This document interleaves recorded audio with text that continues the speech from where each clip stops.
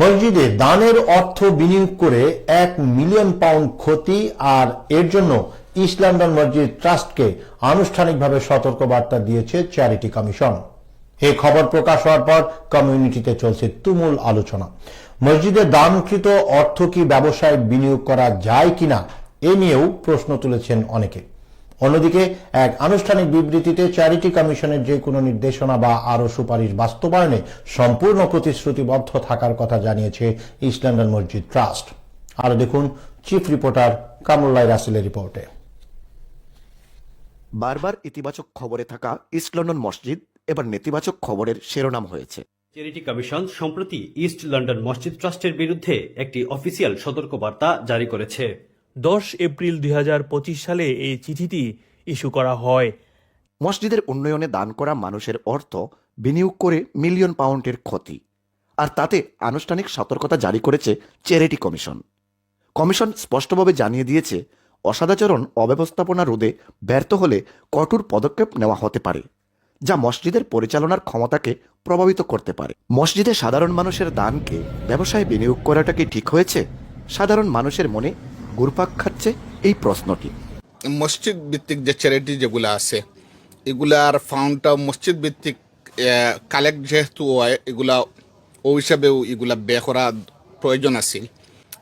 যে আমরা যে বিষয়ে শুনলাম, এটা খুবই দুঃখজনক। এটা ভবিষ্যতে যেগুলা চ্যারিটি যেগুলো আছে অন্যান্য মসজিদ মাদ্রাসা, এগুলার লাগে এফেক্ট হইব। আমি মনে করি এটা খুবই রং একটা ওয়ার্ক হয়েছে, কাম হয়েছে। এটা কোনোবেলাও আমরা আশা করছিলাম না এই ধরনের নিউজ আমরা শুনবো। এটা শুনিয়া খুবই মর্মাহত আমরা। মানুষের দান করেন মসজিদের ফান্ড, সুতরাং এই টাকাগুলা যদি মসজিদ কমিটি ব্যক্তিগত কোনো ব্যবসা ব্যবহার করেন, ঠিকটা ঠিক হইতো না।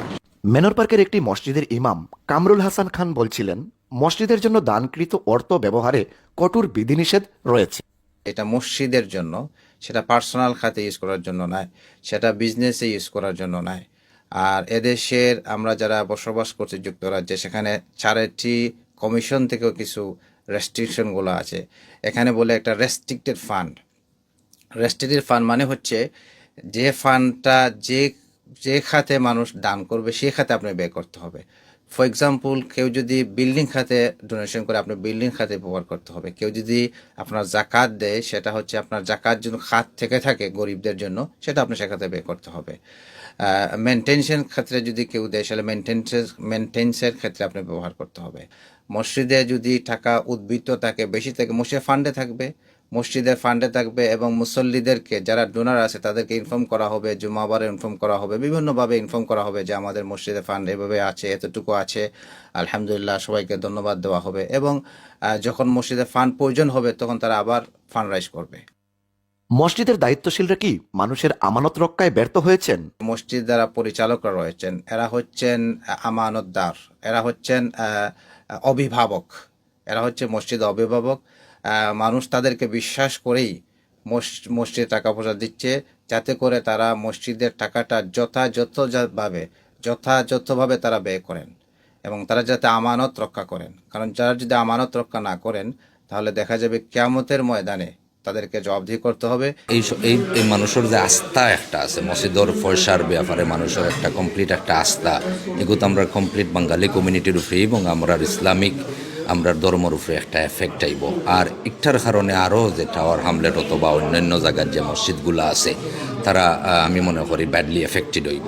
চ্যারিটি কমিশনের সতর্কতায় দুটি প্রধান ব্যর্থতাকে চিহ্নিত করা হয়েছে, যার মধ্যে রয়েছে চ্যারিটি সংস্থার সম্পদ দায়িত্বশীলভাবে পরিচালনা এবং ট্রাস্টিদের ক্ষমতার সামগ্রিক ব্যর্থতা। চ্যারিটি কমিশন মসজিদ ট্রাস্টকে জরুরি ভিত্তিতে বেশ কিছু পদক্ষেপ গ্রহণের নির্দেশ দিয়েছে। এদিকে এক বিবৃতিতে মসজিদ ট্রাস্ট জানিয়েছে, ইতিমধ্যে একটি কঠোর বিনিয়োগ নীতি প্রয়োগ করা হয়েছে এবং স্বাধীন পর্যালোচনার পর প্রশাসন ও বিনিয়োগ প্রতিক্রিয়াকে শক্তিশালী করা হয়েছে।